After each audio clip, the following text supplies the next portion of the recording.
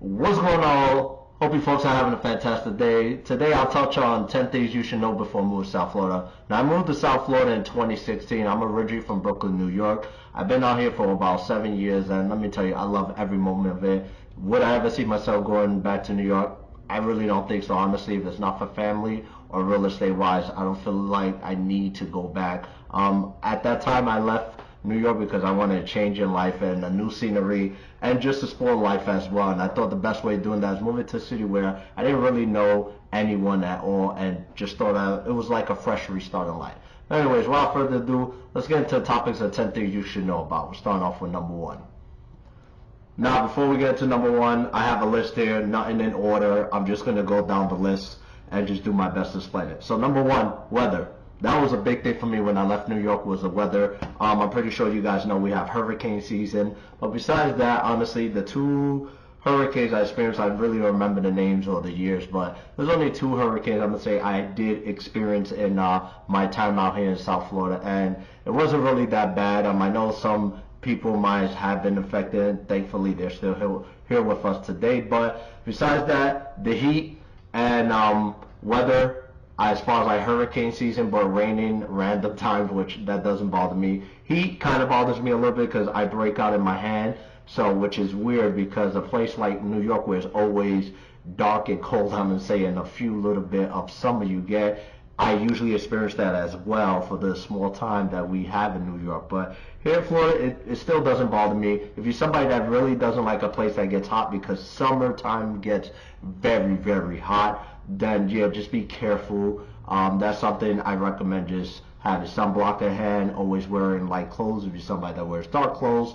and then on top of that, just be mindful of what you're wearing and where you're at. So heat, hurricane, those are two things you should know about. And yeah, other than that, if you like dealing with snow or tired of the cold and snow, then you know this is the place to be and try something new. Number two, allergies. Now, honestly, I got allergies right now while I'm doing this video, and I actually developed allergies last year in 2022, and I'm still not used to it. I get allergies worse than most people. I'm gonna say, like, it starts from the nose, the head, itching, coughing. When I'm trying to sleep, I'm coughing a lot. Excuse me, that's not even joking, that just happened up. But allergies is something I develop out here. So if you're someone from New York that has previous experience with allergies or haven't, be prepared because you might get allergies like me. But also, I want to tangle to this as well with more of a body change, I'm going to say, even though I don't have that here. When I first moved to South Florida, my body was not adapting to that weather condition. So like my left leg would be crooked, and I had to go to physical therapy for, I want to say, 6 to 8 months. I had to take pills, physical therapy, and it was practice nonstop, that to the point where both of my feet were straight, because my left feet would be like this and my right feet would be straight, and it was just weird, honestly. No. All right, number two. So I want to kind of tackle this to more of weather to a certain extent, but I'm going to say allergies for one and body change. So obviously, you know, we live in South Florida. Allergies is a big thing for a lot of people here, especially in most neighborhoods that's surrounded by trees with the pollen.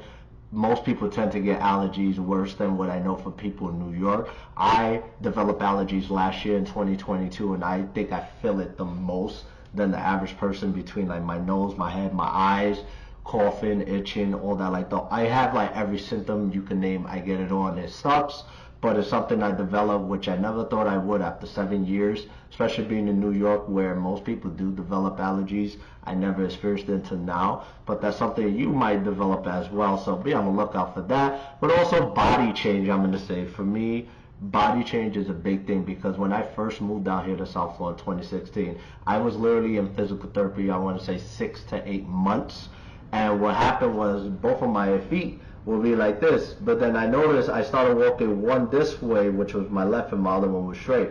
I had to go to physical therapy, take medication, work on that to where's the point where my feet will start to get back into normal stance and in place, and it just made it more easy. But the heat and all that was kind of messing with my body, and it just wasn't helping out when I first moved out here. Obviously, as time progressed, my body got used to it. Now I'm used to the heat to a certain extent, minus the breakout, like I said, the allergies. But your body may change. So if you experience some changes in your body, whether similar symptoms like me, allergies or anything else, just know that it's normal. Just be on the lookout for it. Try to do your best, like I always said, wear light colors, always hydrate, and just do whatever it takes to protect yourself and your body.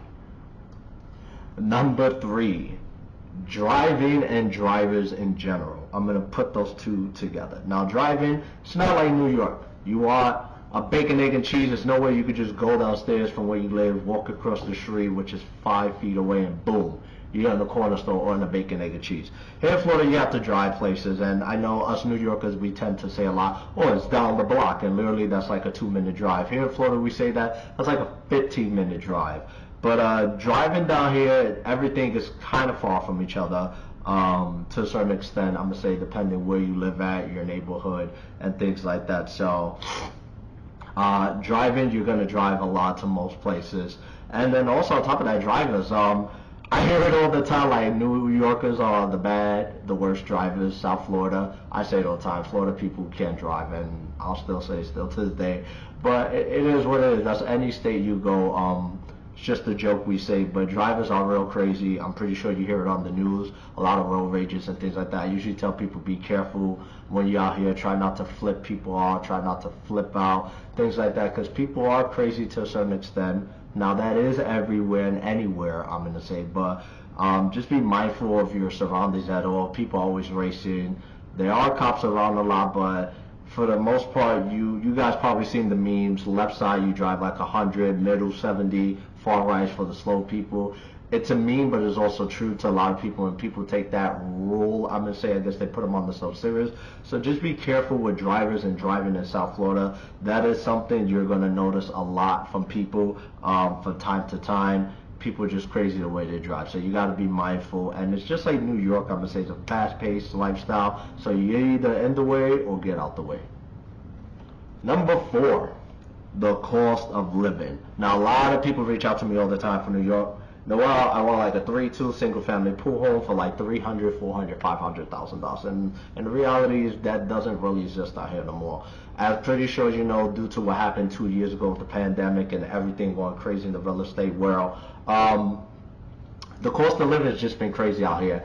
For now, you're looking at for a rental, 1-1, you're looking at least $1,500, 2-2. 2-1, 2,000, and then 3-2, 3-3 maybe.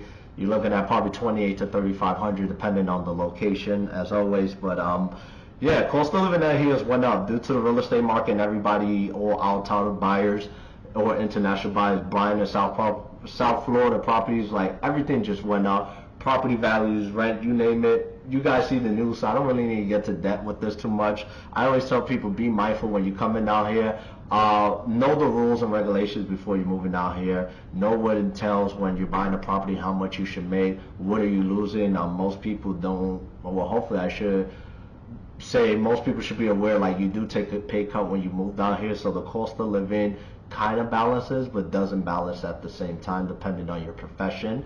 So just be mindful as always. Cost of living here has actually went up. We actually one of the top areas that experience a lot, whether it's a lot of buying demand, selling demand, or a lot of increase, whether it's rent or taxes. So just be on the lookout for those as always, because South Florida isn't cheap anymore. It's not like back in the days when I used to come out here for fun, where you could find like a 3-2 nice house in a nice neighborhood for like below 300K, let's say.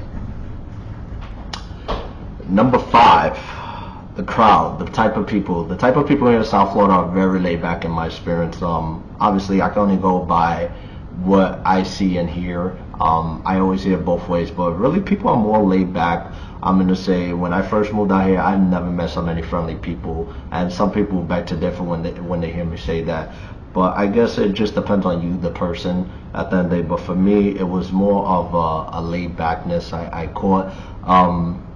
People are amazing out here. I've yet to come into contact or argument with anybody, whether I know them or not. I guess it all just depends on you, the person, the energy and vibe you get. I guess so much of a laid back, depending on the areas you live. You have some of the young crowds like in downtown. If you go into Wynwood, you have more of the artists, paint the lifestyles, hipsters. So it really depends what you're looking at. But for overall, like I love right here, the crowd, the people is just so amazing. Number 6, let's get into the bread and butter. I'm gonna say this is predominantly a political state, and on top of that, the LGBT community. You're gonna find a lot of those two type of parties here. So if you're somebody who doesn't like that community, unfortunately, or are very against political, especially South Florida being a red state, too bad for you. This is just the type of state it is. At the end of the day, people in Florida are not afraid to show who they vote for. You see DeSantis, Trump, Biden flags, Confederate flags, all these type of things you're going to see in properties, cars, and communities. So if you're just one of those people that are like that, then just be on the lookout for that. That's the best thing I could say. Florida has no filter, and I love it because of that. Number 7, diversity. It kind of goes back to what I said between number 5 and 6, between people and type of community. Now diversity, I love it. Like in New York, I'm so used to either like Jews, blacks, white, Puerto Rican, Dominican, and nothing in between. Here, it's just the diversity of people you come across, the culture. I have never ate so much Cuban food, Haitian food, Jamaican food, Colombian food in my life since I moved out here. Mexican food as well. The diversity you have here, the culture, the people, the food, the outlets, like you name it, you have a ton of diversity, and I think that's one of the things I love is something different, and different cultures and lifestyles I get to meet and learn from a lot of friends that I made close call with, whether it was in the airline, fitness, or real estate industry. So I'm proud to meet these type of people when it comes to that diversity and just different cultures. Florida is a big dog area. That's what number 8 is about. If you're somebody who doesn't like dogs or don't like loud barking or allergic to dogs, like the highly number 1 animal here in South Florida is dogs, believe it or not. Every time I door knock a neighborhood, I want to say I stumble upon 1 to 2 every other home that has like 3 to 4 dogs, and I see them and you hear them run to the door when you're door knocking. So be on the lookout. If you're somebody who really doesn't like dogs or are highly allergic, like I said, take this with a grain of salt. All depends on the neighbor and all that, but predominantly almost every person has a dog here in South Florida. Whether you're looking at the small ones to the big ones, you're going to see a lot of people wildlife. I'm pretty sure you guys see it on the news, videos, throughout social media. Wildlife is insane.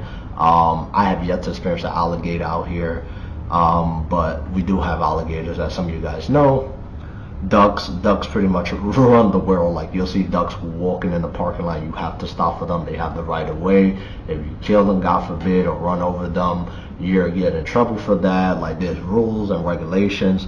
And then on top of that, deer. Like I experienced the deer on the highway where I live at, which I never thought I'd see before.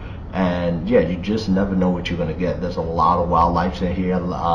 Coyotes been in friends' backyards and mine, so be on the lookout. Like you'll see a lot of crazy wildlife. So if you're somebody who doesn't like wildlife animals or any scary things like that, best believe you either need a big fence for your backyard or a place where there's just like no water near it, a barrier where you just feel protected. And then finishing it off with number 10 is construction. Now South Florida is a big place with a lot of developments. I'm pretty sure you guys see articles whether I reposted on social media or from a head developer that I follow and know. South Florida is growing so big that new construction is happening every day. So if you're somebody that's coming down here for peace and quiet, I'm gonna say good luck with that, because South Florida is growing so much, whether you're in Miami-Dade, Broward County, or even West Palm Beach.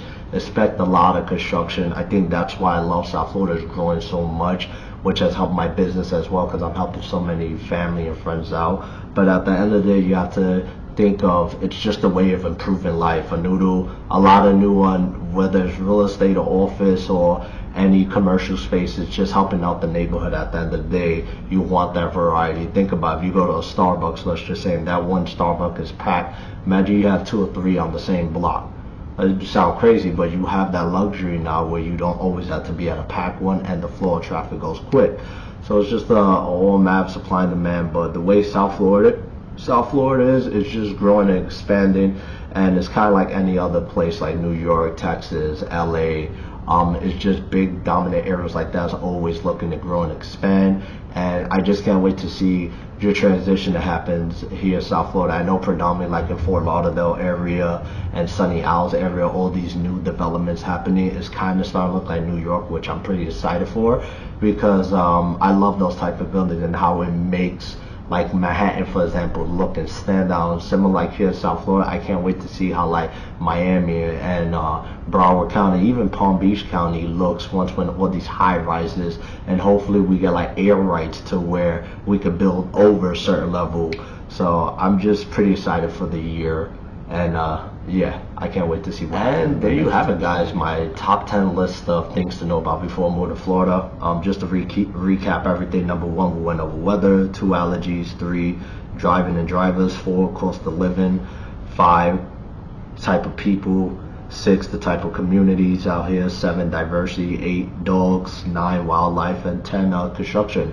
Hopefully these videos answer some of your questions considering a move to South Florida or any neighborhood. As always, do your own research, as though I only put what I know because I've been out here for 7 years. But as always, if there's anything you want me to touch on for a future video, be on the lookout for that. Other than that, I'll see you.